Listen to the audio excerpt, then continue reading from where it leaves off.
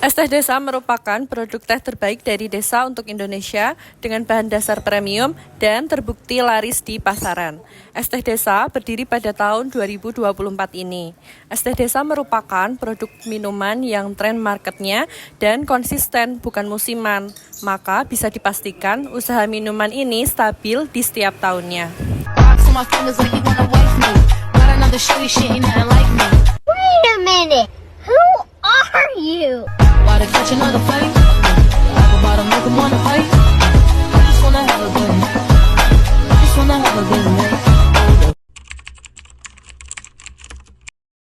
Apa yang menjadi tantangannya Mbak waktu buka usaha es teh Indonesia ini? Mungkin di rame apa enggaknya. Kalau panas bisa lumayan rame, tapi kalau misalkan hujan itu rada berkurang. Apalagi sekarang juga udah mulai hujan tiap sore. Lalu sudah berapa lama Mbak membuka franchise es teh desa ini? Ini franchise-nya masih baru jalan mau 1 bulan. Lalu apa yang membedakan sih Mbak es teh desa sama es teh yang lainnya? Kita pakai teh, mungkin di teh raciknya yang beda. Kita masih pakai teh racik dari teh desanya sendiri. Terus gula kita juga gula asli, pakai yang rose brand. Terus kita yang teh kampul itu pakainya lemon. Biasanya kan pakai jeruk nipis, kita pakai lemon. Makasih ya Mbak. Tujuan es desa melakukan ekspansi bisnis mencakup beberapa hal. Yang pertama, dapat meningkatkan penjualan dan juga pendapatan. Dengan memperluas jangkauan pasar, es teh desa bisa menjangkau lebih banyak konsumen. Lalu yang kedua, ada meningkatkan brand awareness. Ekspansi ke wilayah baru atau pasar baru dapat meningkatkan kesadaran merek di kalangan konsumen yang sebelumnya belum mengenal produk es teh desa ini. Yang ketiga, ada diversifikasi risiko. Dengan memasuki pasar baru, perusahaan dapat mengurangi ketergantungan pada satu pasar tertentu sehingga dapat mengurangi resiko bisnis.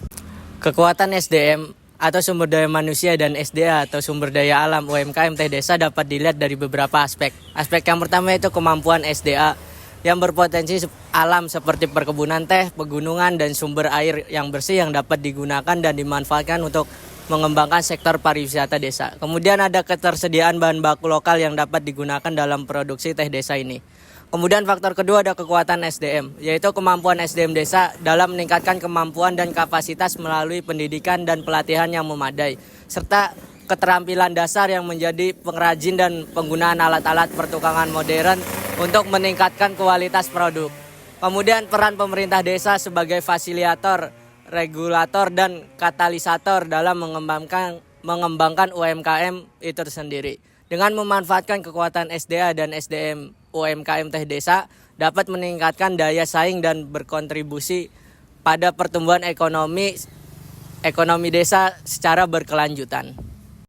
Ekspansinya es teh desa meluas ke berbagai wilayah. Kemungkinan pelanggan untuk menikmati minuman yang unik dan berbudaya. Penyesuaian dengan budaya dilakukan dengan memperkenalkan varian rasa yang sesuai dengan kebiasaan masyarakat setempat. Relasinya dengan pelanggan membangun melalui interaksi yang hangat, personal, serta program promosi yang menarik. Peluang yang ditawarkan meliputi kesempatan untuk menjadi mitra bisnis dan berpartisipasi dengan program loyalty. Resiko meliputi resiko keuangan dan reputasi yang terkait dengan pengembangan bisnis yang baru. Dengan demikian, es teh desa harus memantau dan mengelola resiko tersebut untuk tetap stabil dan sukses dalam bisnisnya. Pengalaman gagal dan kendala dalam menjalankan bisnis teh desa bisa bervariasi, tetapi ada beberapa kendala. Contohnya yang pertama, masalah kualitas produk. Menghasilkan teh kualitas tinggi menjadi tantangan, tetapi faktor cuaca, hama, dan praktik pertanian kurang baik mempengaruhi kualitas daun teh. Yang kedua ada persaingan pasar. Menghadapi persaingan produsen teh lain juga menyulitkan untuk mendapatkan pangsa pasar yang signifikan. Yang ketiga ada distribusi dan logistik. Jika terletak di daerah terpencil bisa menjadi masalah besar. Yang keempat, pemasaran dan branding. Kesulitan saat memasarkan dan membangun merek yang kuat untuk produk teh desa dapat menghambat penjualan. Mempertahankan bisnis teh desa memerlukan strategi yang komprehensif.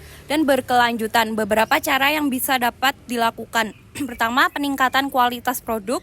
Pastikan kualitas teh selalu tinggi dan menggunakan praktik pertanian baik. Yang kedua ada diversifikasi produk. Ciptaan berbagai varian produk teh seperti teh hijau, teh hitam atau teh herbal dapat menarik lebih banyak konsumen. Yang ketiga ada kemitraan dan jaringan. Menjalin kemitraan atau membuka franchise bersama toko-toko restoran dan kafe. Yang keempat ada inovasi dan teknologi. Menggunakan teknologi guna meningkatkan efisien produk dan pengolahan. Meliputi penggunaan mesin pemrosesan teh modern dan sistem irigasi otomatis. Peran etika bisnis dan komunikasi lintas budaya pada UMKM Teh Desa sangat penting untuk memastikan keberlanjutan dan pertumbuhan bisnis yang berkelanjutan.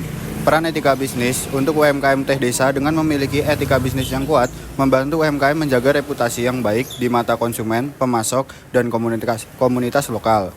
Ini termasuk praktik bisnis yang jujur, transparan dan bertanggung jawab terhadap lingkungan dan masyarakat sekitar. Dengan memperhatikan semua hal itu, Teh Desa akan mendapatkan pelanggan yang loyal.